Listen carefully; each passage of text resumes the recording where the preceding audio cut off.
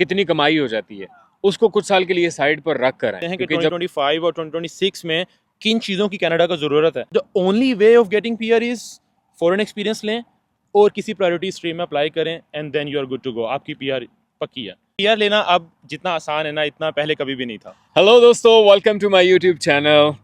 Yet another day, yet another personality. मेरे साथ इस वक्त मौजूद हैं शहरयार भाई, और आज जानने वाले हैं बड़ा इंपॉर्टेंट हॉट टॉपिक है आजकल के दिनों में कि क्या कनाडा की पीआर लेना पाकिस्तानियों के लिए आजकल के दिनों में आसान है या मुश्किल है।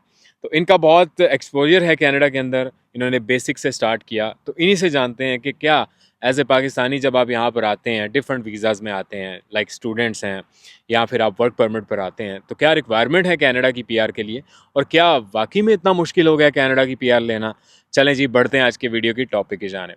शहरयार, अस्सलाम वालेकुम। वालेकुम सलाम नुमान भी, क्या हाल है? टॉपिक आपने सुन लिया है, जी जी, शुरू हो जाएं। ठीक है। देखें, पीआर लेना अब जितना आसान है ना, इतना पहले कभी भी नहीं था।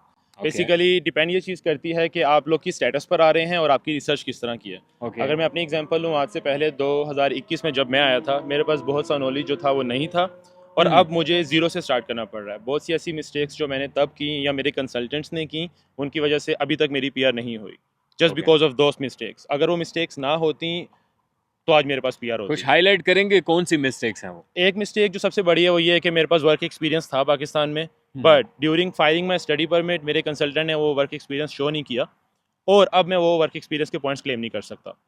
और जब आप वो वर्क एक्सपीरियंस के पॉइंट्स क्लेम नहीं कर सकते तो ओवरऑल आपके पॉइंट्स कम हो जाते हैं। जब आपके ओवरऑल पॉइंट्स कम हो जाते हैं तो कट ऑफ से आप नीचे होते हैं और आप पूल में रहते हैं पीआर की फाइल के, लेकिन आपकी पीआर नहीं होती जस्ट बिकॉज ऑफ दैट।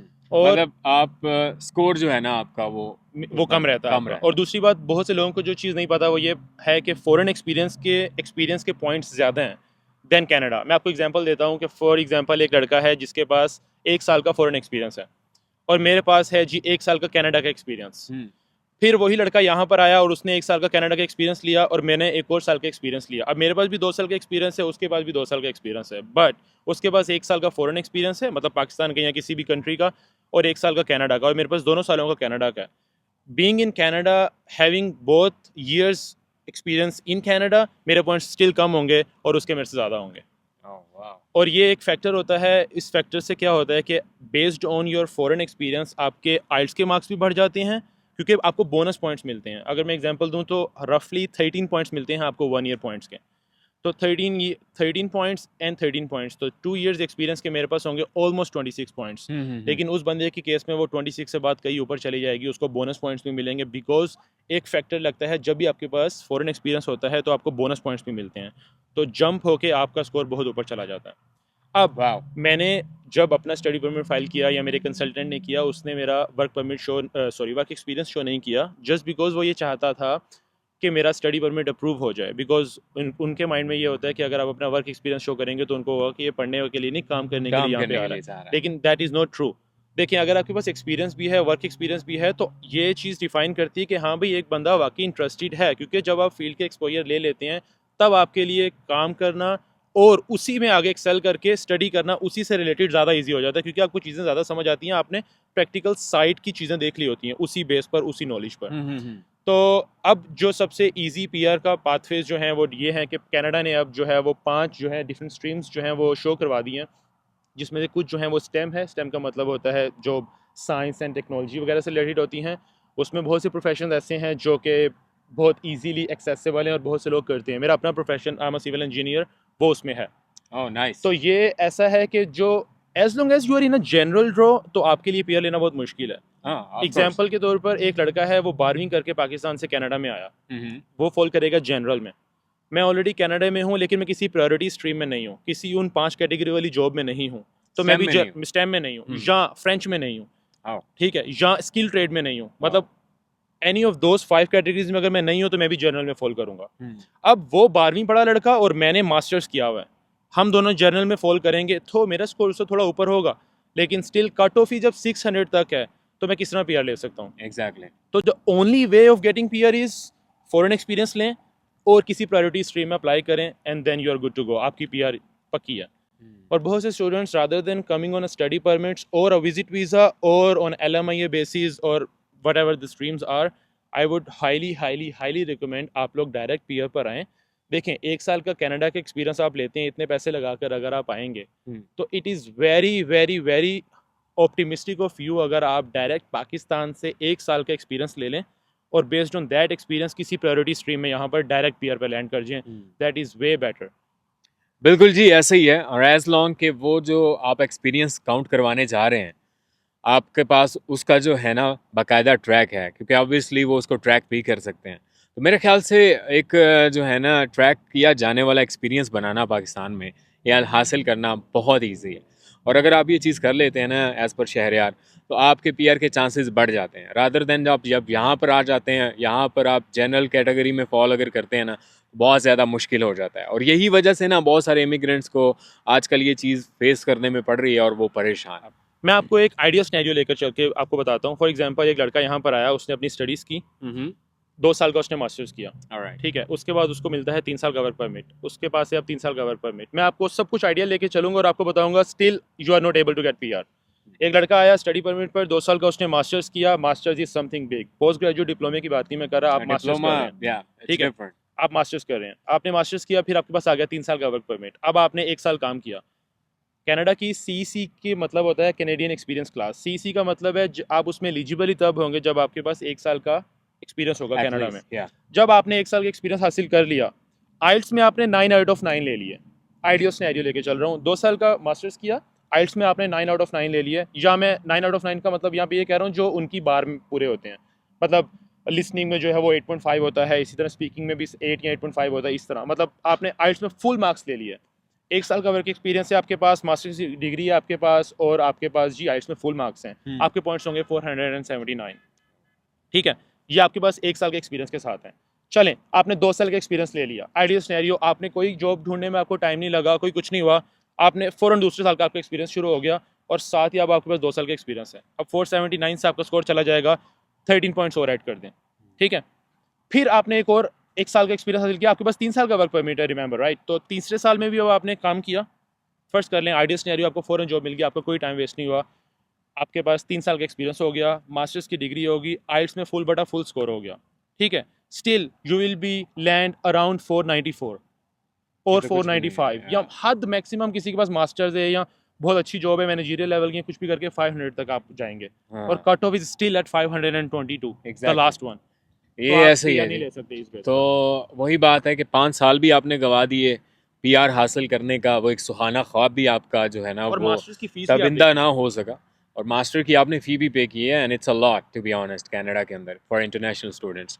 तो ये वाकई में एक चैलेंज है, और इस चैलेंज से जो है ना आपने निमटना वही तभी है जब आपने एक अप्रोच बनानी है।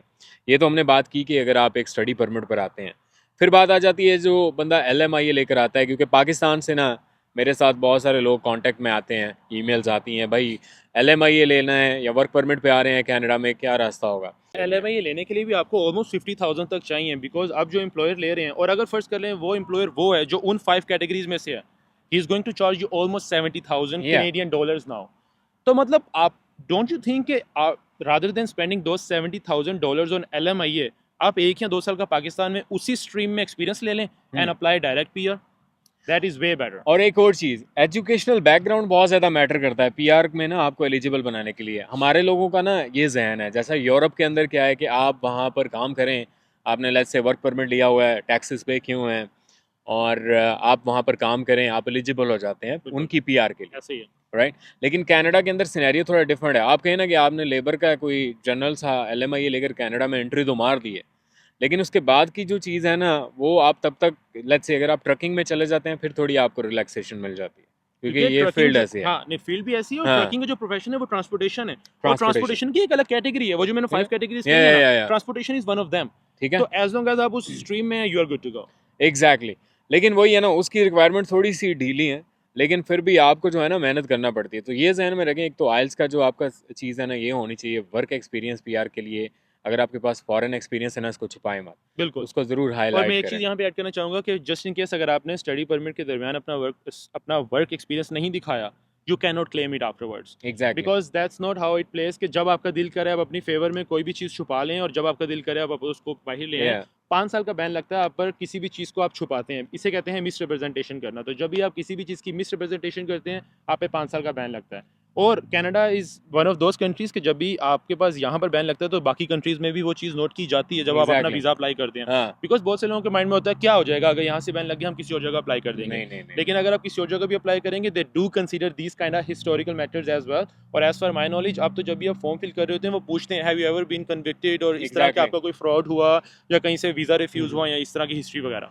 तो किस्सा मुख्तसर दोस्तों, कनाडा के अंदर स्टिल पॉसिबल है पीआर लेना, लेकिन आपकी जो अप्रोच है ना वो इस चीज़ को डेजिग्नेट करेगी कि भाई आप किस कैटेगरी में फॉल करने वाले हैं, आपकी पीआर होने वाली है या नहीं। तो अपनी अप्रोच को पॉजिटिव बनाएं, अपने माइंडसेट को बना कर आएँ और पहले से तैयार हो जाएं। और ये माइंडसेट जो हमारा टिपिकल पाकिस्तानी माइंडसेट है भाई, कि कितनी कमाई हो जाती है, उसको कुछ साल के लिए साइड पर रख कर आएँ, क्योंकि जब आप ये चीज़ जहन में लेकर आएंगे ना, फिर आप कमाई के पीछे भागते रहेंगे। फिर 5 साल आप कमा तो लेंगे लेकिन 5 साल के बाद जब आप घर वापस जाएंगे तो वही कमाई आपको और कहीं और कंट्री में जाने के लिए लगानी पड़ जाएगी। एग्जैक्टली, और अभी यही कुछ हो रहा है। ठीक है, कनाडा के अंदर बहुत सारे स्टूडेंट्स ऐसे हैं जिनको गवर्नमेंट ने कह दिया है भाई कि आपका पोस्ट ग्रेजुएट वर्क परमिट जो है ना वो एक्सपायर होने वाला है and then you have to leave the country. और अब तो उन्होंने रिसेंटली एक अनाउंसमेंट हाँ। किया उसमें उन्होंने ये कहा कि इन फ्यूचर हम लोग वर्क परमिट सिर्फ उन लोगों को देंगे जिनके प्रोफेशंस अलाइन करते हैं उन प्रोफेशंस के साथ जिनकी हमें यहाँ ज़रूरत पे है। ज़रूरत है। तो द क्रक्स इज कि आप जो 5 स्ट्रीम्स हैं उनको टारगेट करें। ये जो 5 स्ट्रीम्स हैं उनके अंदर काफ़ी प्रोफेशंस हैं। सिविल मैं बीइंग अ सिविल इंजीनियर उसको टारगेट इसलिए कर रहा हूँ क्योंकि मेरे पास नॉलेज उस चीज़ का है। लेकिन health care professions, nurses profession, transportation, बहुत प्रोफेशन है। ऑलमोस्ट मेरे ख्याल में 150 प्लस प्रोफेशंस हैं अगर सारी लिस्ट डाउन करें तो उनमें से कोई भी प्रोफेशन में एक्सपीरियंस ले लें और उसकी बेस पर पीआर फाइल कर दें। बिल्कुल जनाब, वो पंजाबी में कहते हैं छड़लू किस्म का प्रोफेशन आपने बिल्कुल नहीं अपनाना। अच्छा प्रोफेशन अपना कर आएँ, मीन्स कि ऐसा प्रोफेशन जिसकी यहाँ पर डिमांड है। बहुत सारी चीज़ों की यहाँ पर डिमांड है। लेबर अब जो है ना इनकी, वो कहते हैं ना कि नेक तक आ गई है, तो लेबर यहाँ पे ऑलरेडी बहुत और है। अगर ये लोग अपनी थोड़ी सी रिसर्च करें तो ये लोग ये भी देख सकते हैं कि 2025 और 2026 में किन चीज़ों की कनाडा को ज़रूरत है। आप देखें अगर आप थोड़ी सी हाँ। प्लानिंग अहेड करें तो आप अभी से देख सकते हैं कौन से प्रोफेशन हैं जो आगे जाके इनको हेल्प देंगे। फर्ज कर लें एक बच्चा है उसने अभी अपना पोस्ट ग्रेजुएट डिप्लोमा या अपना बैचलर्स या अपना मास्टर सेलेक्ट करना है और उसको समझ नहीं आ रही मैं क्या करूं, तो वो उस लिस्ट में से भी देख सकता है कि भाई हाँ ये प्रोफेशन ऐसा है कनाडा को इसकी फर्दर जरूरत पड़ेगी प्लानिंग, तो वो अभी से प्लान करके उसमें जाए, कल को वो पीआर कौन से ले ले। नुमान भी ये वो बातें हैं जो हमें नहीं पता थी। मतलब बीइंग मैं अगर अपनी बात करूं मुझे नहीं पता थी 2021 में इन बातों को कोई भी नहीं बताता था। नहीं बताया तो उसकी ये रीज़न है कि अब हम चाह रहे हैं कि भाई as a Pakistani as a in Canada मैं चाह रहा हूँ कि मतलब यहाँ पर आकर लोग वो स्ट्रगल्स ना करें जो उनको वो रिग्रेट ना हो जो अब हमें हो रहे हैं। Exactly. बिकॉज हमें बताने वाला कोई नहीं था। तो this is the main thing you do need to consider this. Okay ji, ये थी हमारी आज की वीडियो। आई होप कि आपको वीडियो ये अच्छी लगी होगी और इस वीडियो में बहुत सारी गाइडेंस है। अगर अच्छी लगी तो अपने दोस्तों के साथ, प्यारों के साथ या उन लोगों के साथ जिनको कनाडा का ड्रीम है उनके साथ ये वीडियो ज़रूर शेयर कीजिएगा। शहरियार का यूट्यूब चैनल है, ये ख़ुद भी यूट्यूबर हैं, आप इनसे भी हेल्प ले सकते हैं। इनका एक्सपीरियंस जो है ना उससे भी मदद हासिल कर सकते हैं। इनका जो यूट्यूब का चैनल है वो डिस्क्रिप्शन में उसका लिंक मौजूद है, आप वहाँ पर जाकर इनको सब्सक्राइब करें और इनका एज ए पाकिस्तानी जो कनाडा के अंदर जर्नी है ना वो आप उससे लुत्फ़अंदोज़ भी हो सकते हैं और गाइडेंस भी हासिल कर सकते हैं। कुछ कहना? बहुत शुक्रिया नुमान भाई आपका। I hope it helps to all the students and everyone. Okay जी यार, जिंदा सोहबत बाकी नेक्स्ट वीडियो में मिलते हैं। तब तक के लिए मेरा आपका हम सबका अल्लाह निगहबान।